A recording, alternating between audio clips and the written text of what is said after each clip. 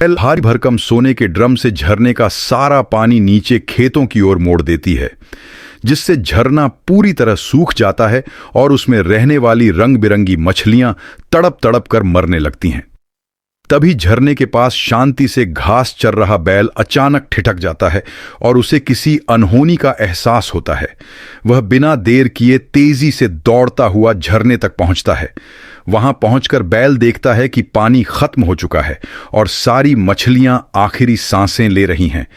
उसी पल बैल समझ जाता है कि इन्हें बचाने के लिए किसी भी तरह पानी लाना जरूरी है।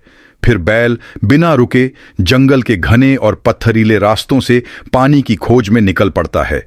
कुछ दूर जाने के बाद बैल को एक ऊंची चट्टान पर उभरा हुआ चमकता हुआ त्रिशूल दिखाई देता है। बैल धीरे धीरे उसके पास जाता है, वहीं बैठ जाता है और आंखें बंद कर ओम नमः शिवाय का जाप शुरू कर देता है। उसकी आवाज में गहरी भक्ति और करुणा होती है। कुछ समय बाद बैल की सच्ची पुकार सुनकर स्वयं महादेव प्रकट होते हैं। जब बैल रोते हुए उन्हें सारी व्यथा सुनाता है तो उसकी करुणा देखकर महादेव का हृदय द्रवित हो जाता है।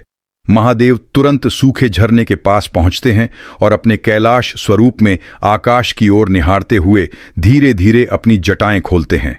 अगले ही क्षण उनकी जटाओं से निर्मल गंगा की प्रचंड धारा झरने में उतरने लगती है।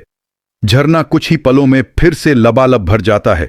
सभी मछलियां फिर से जीवित होकर आनंद से पानी में क्रीड़ा करने लगती हैं। लेकिन अफसोस, महादेव की इस दिव्य लीला के लिए भी किसी ने लाइक और सब्सक्राइब नहीं किया।